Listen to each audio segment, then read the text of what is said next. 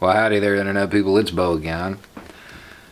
So tonight we're going to talk about what Sherlock Holmes can teach us about the impeachment trial. Because I don't hear any dogs barking.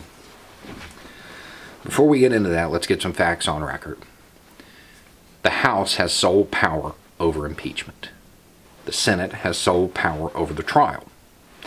When it was in the impeachment phase, the Democrats produced their best evidence.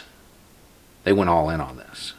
And in a lot of ways, they bet the 2020 election on it. And they did it well.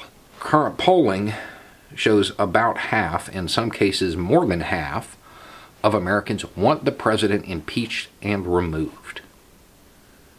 That's substantial. Now it's in the Senate's hands. The Senate is run by Republicans, Mitch McConnell. And he's not barking. He's not barking. At this point in time, when the polls are showing what they show, there's nothing to lose by doing what they said they were going to do during the impeachment phase. Destroy this narrative, this flimsy evidence, this horrible testimony. Destroy it. And make everybody see you destroy it. But that's not what's happening. They're crafting rules that make it almost impossible for the average American to see what's going on. It's crazy. It's very odd. Because at this point, if what the Republicans have been saying is true, they can completely cement a 2020 victory. They can destroy this narrative, show that the Democrats just politicized this whole thing, and win in a landslide. Instead, that's not what's happening. It's not what's happening at all. The dog isn't barking. In one of Sherlock Holmes' stories, revolves around a horse getting stolen. And there was a dog in the area, a guard dog. And when Holmes goes through and he does all of his interviews, nobody mentions the dog. When they're recounting the events of the night, nobody mentions the dog. It's the curious incident of the dog in the nighttime. The dog didn't do anything curious in the nighttime. That's what's curious. He should have barked. It's what's called a negative fact. It's something that you expect to be there that isn't. Sometimes a negative fact can lead you to the right question.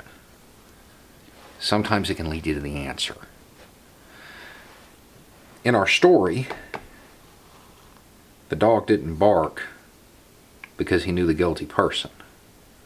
Guilty person came in, recognized him, didn't bark. Why would he? I'm starting to think that our senatorial dog recognizes the guilty person. Doesn't want to draw attention to it. Why would he? It's the only explanation for what they're doing. Have you ever known any politician of any flavor to pass up an opportunity to completely destroy their political opponent? If the evidence is as flimsy as the Republicans keep saying, and the narrative is that easily shattered, why would they not do that prime time? Instead, they're trying to downplay it, trying to find a way to hide the proceedings. That's what it seems like. I am fairly certain that our senatorial dog recognizes the guilty person. Anyway, it's just a thought. Y'all have a good night.